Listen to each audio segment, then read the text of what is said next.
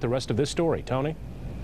Good evening, Brian. A shelter spokesman tells us this incident is being investigated. The shelter and the family differ on some of the details. We're excited we're going to pick her up and bring her back home with us. She thought she was about to be reunited with her family's lost dog. But it didn't end that way for Elizabeth Kuieck. When we got to the animal shelter, the lady came out with the tears in her eyes. She knew something was wrong. Then someone at the shelter told her her family dog, Izza, had been put down. They let us go see the dog, and as soon as we walked in there to see Izza, my kids just dropped. You know, it's just to see my kids going through that pain. It felt like I lost one of my children, is what it felt like. The shelter spokesman tells us the wrong dog was picked up and taken to a euthanasia room. He calls it a very, very sad situation and an unfortunate mistake that's been tough for the people at the shelter, too. As for how the mistake was made, the spokesman says it appears procedure was not followed. When a dog is taken into the shelter, an officer is supposed to check for a microchip that can identify the owner and scan it.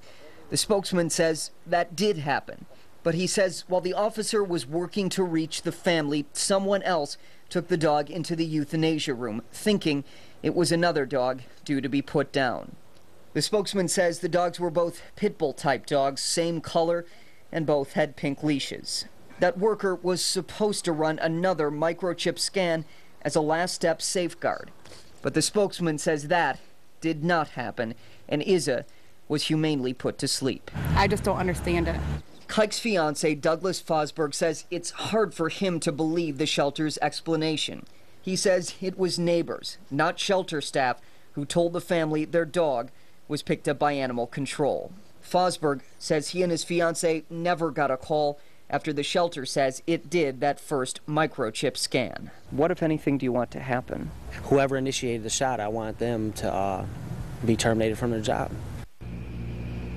The shelter spokesman tells us that because this investigation is ongoing, the shelter can't comment about any potential disciplinary action. Fosberg says he's considering a lawsuit. Live at the Kent County Animal Shelter, Tony Tagliavia, 24 Hour News 8.